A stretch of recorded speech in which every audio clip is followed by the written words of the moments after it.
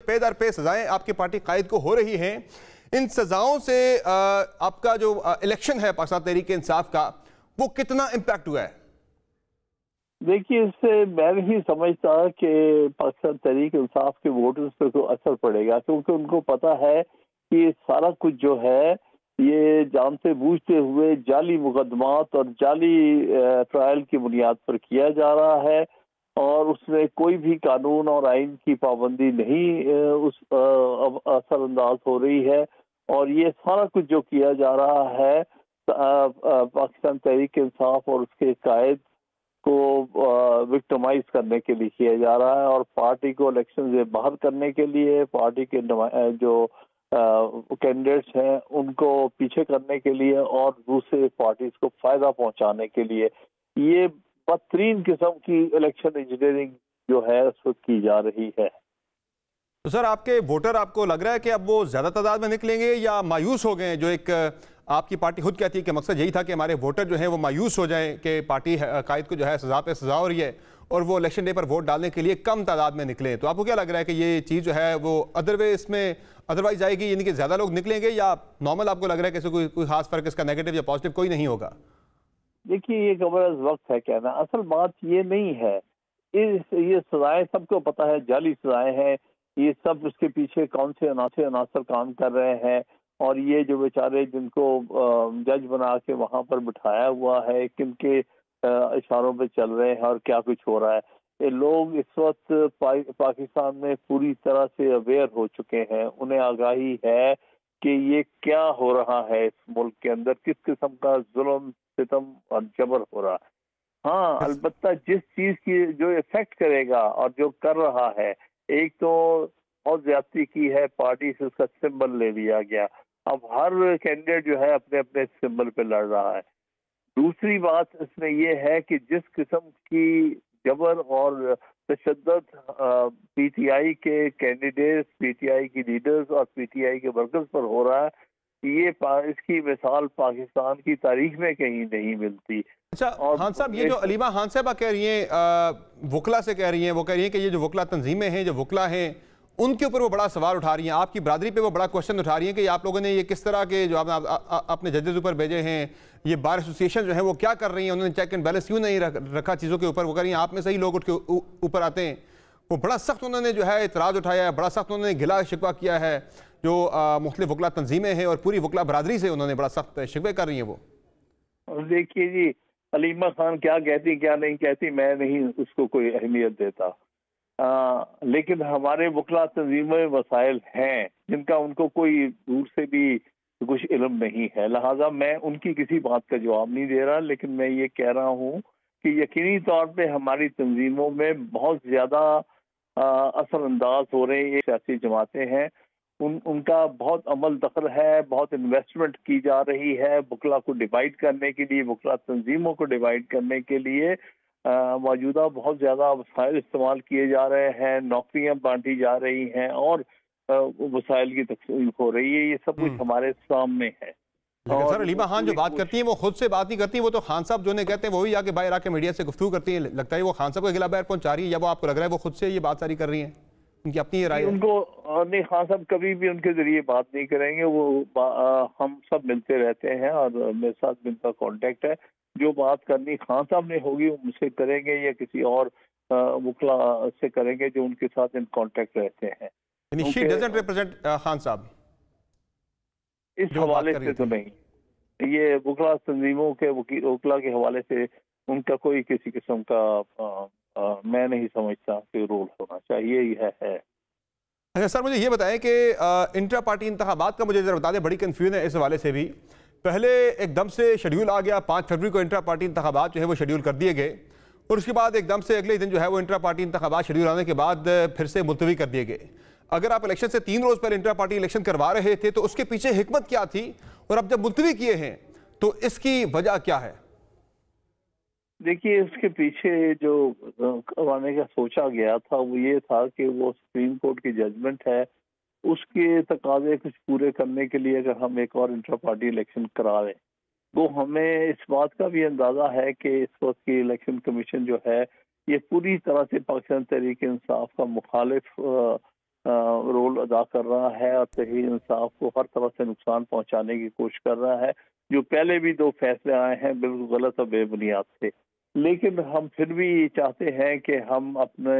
حد تک اگر کوئی بات ہے تو اس کو پورا کرنے کی کوشش کریں. لیکن اس کے ساتھ ساتھ مسئلہ یہ ہے کہ اس وقت اگر الیکشن کرائے جاتے ہیں، اس سے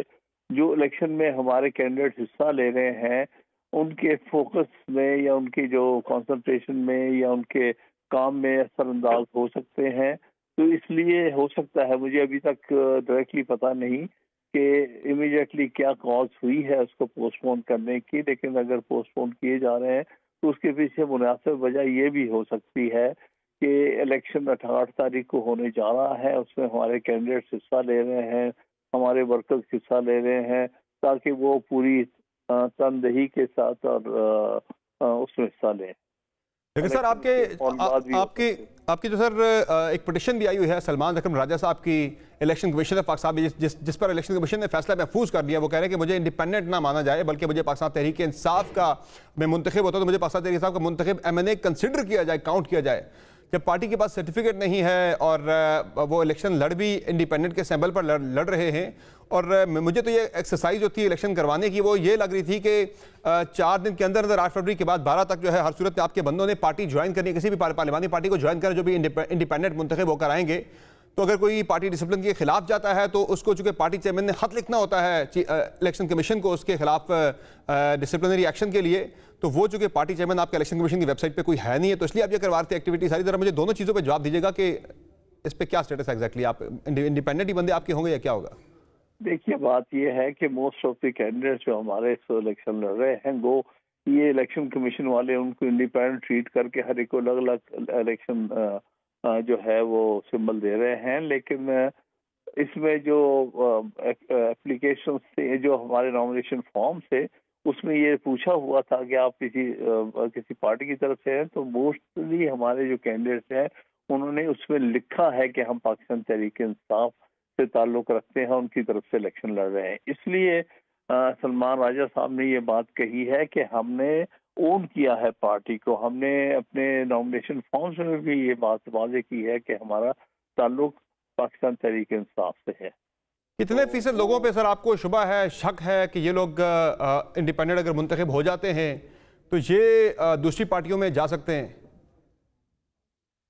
دیکھیے یہ سارا کچھ جو کچھ کیا گیا ہے اس کے پیچھے یہی ذہن کام کر رہا ہے نا، اسی لیے تو پارٹی سمبل سے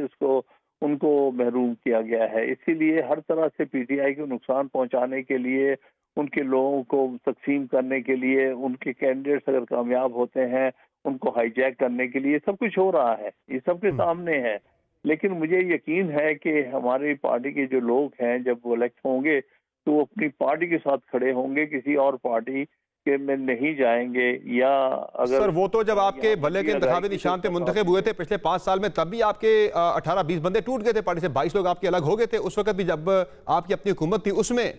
جب یہ جو گروپ سارا الگ ہو گیا تھا راجہ ریاض والا،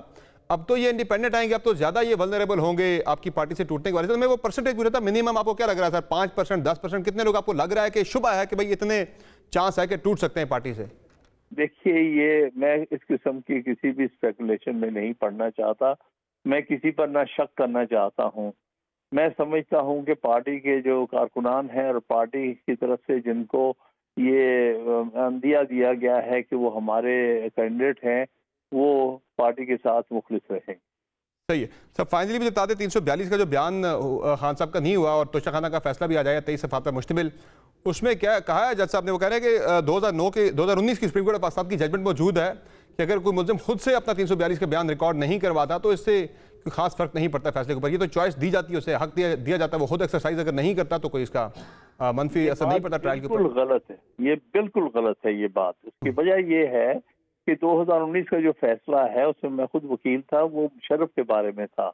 مشرف کو ایک تو اسپیشل لا کے تحت آرٹیکل 6 کا مقدمہ چلایا جا رہا تھا، دوسرا وہ ملک سے باہر تھا. یہ نہیں کہ وہ موجود نہیں تھا، یہ موجود تھا اور انکاری تھا،